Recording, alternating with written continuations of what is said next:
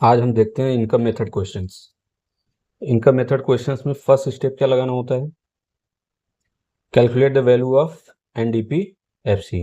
NDP FC first step income method में आपको लगाना होता है एनडीपी एफसी। फर्स्ट आपको एनडीपी एफसी निकालना होगा, तो एनडीपी एफसी के बराबर क्या होता है? एनडीपी एफसी के बराबर compensation of employees, next operating surplus, next income. Okay, ये तीन चीज़ें आपके पास हैं तो आप उनको प्लस करिए और एनडीपीएफसी की वैल्यू आपको मिल जाएगी। बट अगर इन केस आपको कॉम्पनसेशन और एम्प्लॉयज़ की वैल्यू डायरेक्ट न दिया हो तो आपको ये तीन चीज़ें ऐड करनी पड़ेंगी। Wage and salaries in cash plus wages and salaries in kind plus employees contribution toward social security. Employees contribution toward social security मतलब एम्प्लॉयर की तरफ से जो भी पैसा दिया जाता है एम्प्लॉयज़ को आफ्टर रिटायरमेंट के बाद। तो आप इस बात का ध्यान रखें, एम्प्लॉयर लिखा है यहाँ पे, न कि एम्प्लॉइज।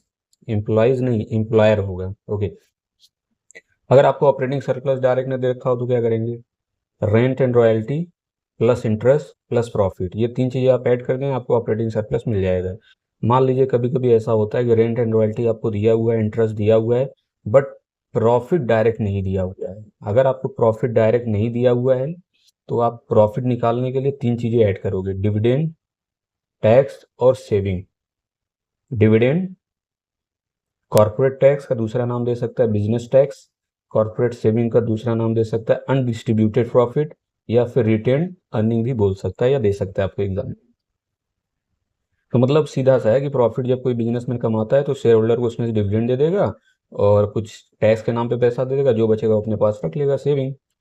That's it. तो फर्स्ट स्टेप में COE plus OS plus mixed income. अब आ जाते हैं सेकेंड स्टेप में।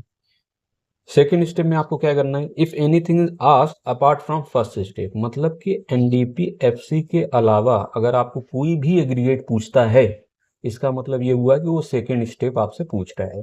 तो बिना फर्स्ट स्टेप लगाए आप सेकेंड स्टेप पे आप पहुंच नहीं सकते। ठीक है, तो एक छोटा सा व्यू देख लेते हैं। एनडीपीएफसी इज इक्वल टू क्या होगा? COE plus operating surplus plus negative income.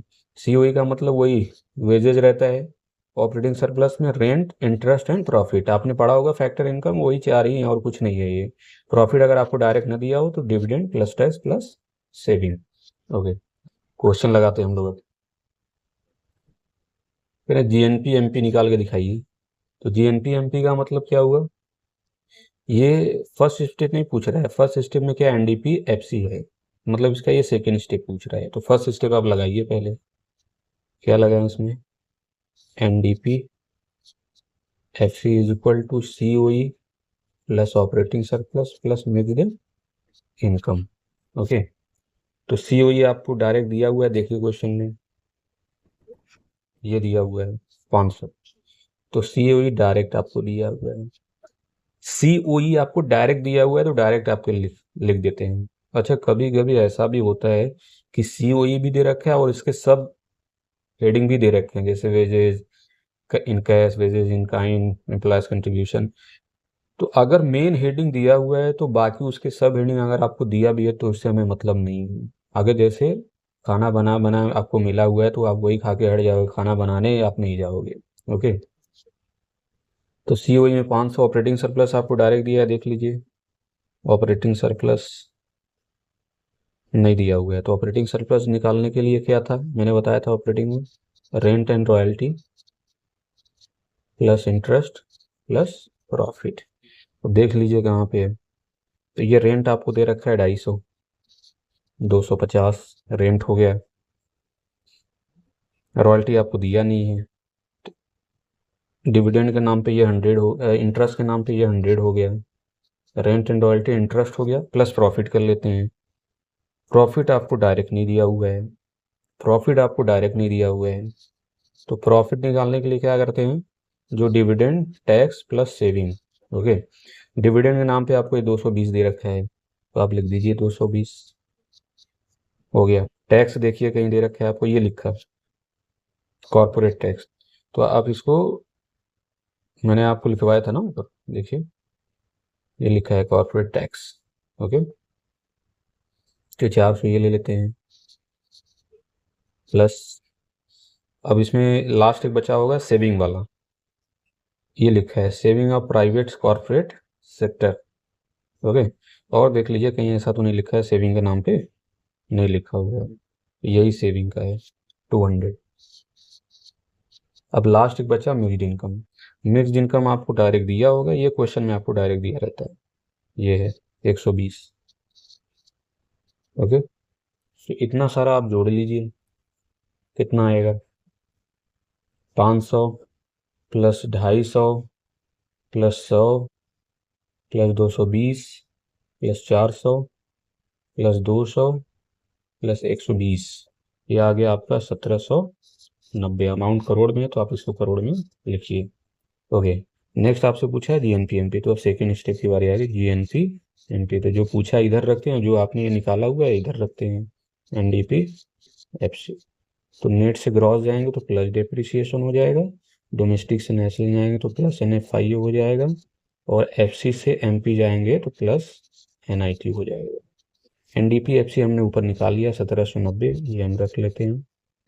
Depreciation आपको कितना दे रखा है,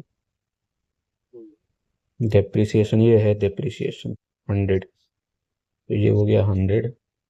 एनएफआईए की वैल्यू आपको कहाँ दे रखा है, फैक्टर इनकम फ्रॉम अब्रॉड है, तो ये है फीफा और ये है फीटा। तो फीफा आपका 320 है और फीटा आपको दे रखा है 250, प्लस एनआईटी। एनआईटी आपको डायरेक्ट दिया है, नहीं दिया हुआ है, तो आप आईटी माइनस सब्सिडी के लिए, आईटी आपका 200 है, आईटी सब्सिडी आपको दे रखा है ये 200, आईटी भी 200 है और सब्सिडी भी 200, ये 0 हो जाएगा कट के।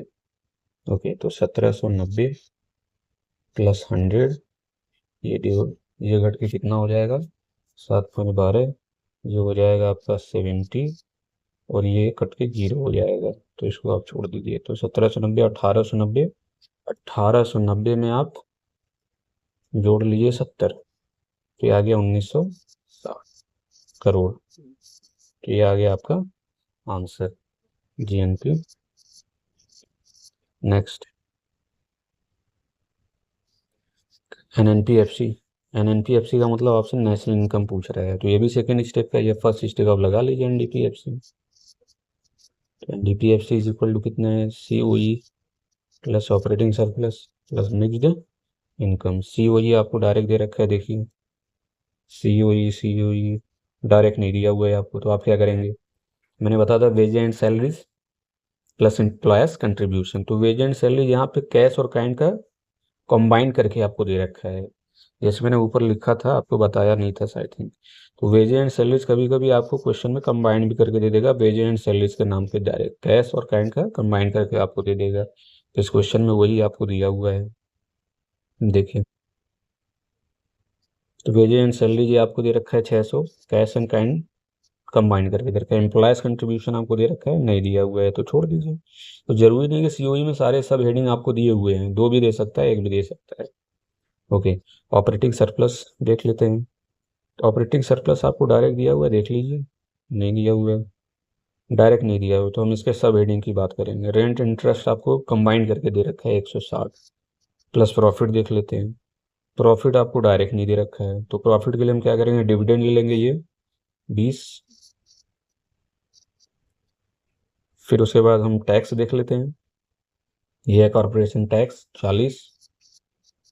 सेविंग देख लेते हैं, सेविंग का दूसरा नाम क्या है, undistributed profit 60, plus mixed income. Mixed income आपका कितना है, ये है मिक्स्ड इनकम 280, इसको हम लोग जोड़ लेते हैं, 600 plus 160 plus 20 plus 40 plus 60 plus 280, तो ये आपका आ गया 1160। अमाउंट करोड़ में, तो आप लिख दीजिए करोड़। ये एनडीपीएफसी आपका आ गया। अब निकाल लेते हैं नेशनल इनकम, एनएनपीएफसी। एक आपने जो निकाला इधर आप रख लीजिए एनडीपीएफसी। तो नेट से नेट कुछ नहीं होगा, डोमेस्टिक से नेशनल जाते हैं तो प्लस एनएफआईए कर लेते हैं, एफसी से एफसी कुछ नहीं होगा।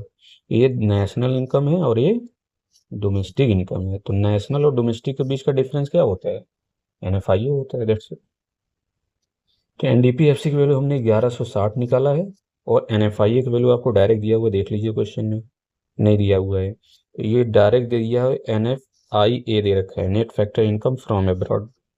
Net factor income from abroad का मतलब NFIA, फीफा फाइटा घटा के आपको दे रखा है, तो -20 ये दे रखा है आपको।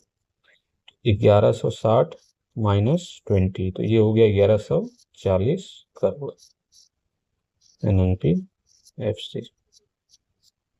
नेक्स्ट, नेशनल इनकम आपसे पूछा हुआ है। नेशनल इनकम का मतलब वही NNPFC, तो आप निकाल लीजिए, NDPFC कर लीजिए। NDPFC COE plus operating surplus plus next income. COE आपको डायरेक्ट दे रखा है, देख लीजिए, COE कॉम्पनसेशन और एम्प्लॉइज आपको डायरेक्ट नहीं दे रखा, तो डायरेक्ट नहीं दे रखा है तो वेज एंड सैलरी ले लीजिए, कंबाइन करके दे रखा है आपको कैश एंड काइंड का प्लस एम्प्लॉयज कंट्रीब्यूशन, तो ये दे रखा है एम्प्लॉयज कंट्रीब्यूशन 50, COE कंप्लीट होगा। ऑपरेटिंग सरप्लस देख लेते हैं, ऑपरेटिंग सरप्लस आपको डायरेक्ट दे रखा है। अच्छा, इसके अंडर का कोई अगर आपको पॉइंट कुछ भी दिया है, जैसे देखिए रेंट एंड रॉयल्टी इंटरेस्ट, देखिए ऑपरेटिंग प्रॉफिट दे रखा है ऑपरेटिंग सरप्लस के अंडर का, तो हमें उससे कोई मतलब नहीं। ऑपरेटिंग सरप्लस अगर डायरेक्ट दे दिया तो खाना बना बनाए मिला हुआ है तो आप डायरेक्ट लेके हटेंगे खा के, ऐसा नहीं कि आप बनाने जाएंगे। 900 हो गया ऑपरेटिंग सरप्लस।